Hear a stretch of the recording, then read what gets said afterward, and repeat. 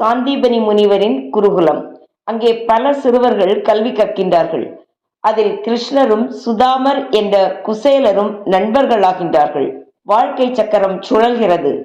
கிருஷ்ணர் துவாரகையின் அரசனாகிறார். குசேலரோ 27 குழந்தைகளுக்கு தந்தையாகி வறுமையில் வாடுகின்றார்.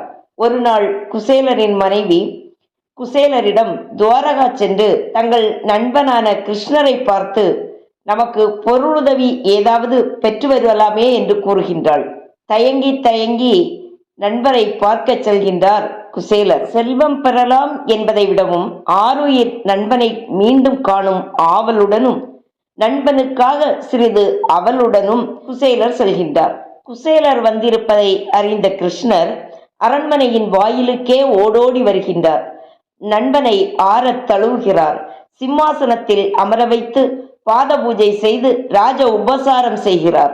இந்த அவலை எப்படி கொடுப்பது என்று தயங்கிய குசேலர் அவலை வெளியே எடுக்கவில்லை. கிருஷ்ணரோ குசேலர் மறைத்து வைத்திருந்த அவலை பிடுங்கி ஆவலோடு உண்கிறார். அட்சய அட்சய என்று ஆசி வழங்குகிறார்.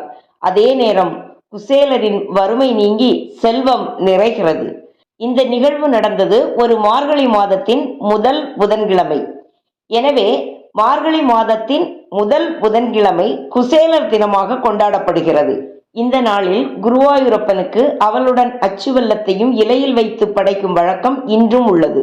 இன்று நாமும் நமது வீடுகளில் கிருஷ்ண பரமாத்மாவிற்கு அவளும் அச்சு வெல்லமும் நிவேதனம் செய்ய வேண்டும். நாடி வரும் அன்பரின் நிலை பார்க்காமல் அவரது குணம் மட்டுமே பார்த்து அருள் புரியும் கிருஷ்ண பெருமானின் அருளை பெறுவதற்கும் அவரது திருவடிகளை அடைவதற்கும் ஆண்டாள் சொல்லும் வழியையும் பார்ப்போம். 107வது திவ்ய தேசமான பார்க்கடலில் பையத் துயில்கிறார் பரந்தாமன். அதாவது உறங்காமல் உறங்கிக் கொண்டிருக்கின்றார். பார்ப்பதற்கு உறங்குவது போல் இருக்கும். ஆனால் உலகில் நடக்கும் அனைத்தையும் அறிந்து கொண்டிருப்பார். அப்படிப்பட்ட பரந்தாமனின் பாதங்களை அடைய வேண்டுமானால் உடலும் உள்ளமும் தூய்மையாக இருக்க வேண்டும்.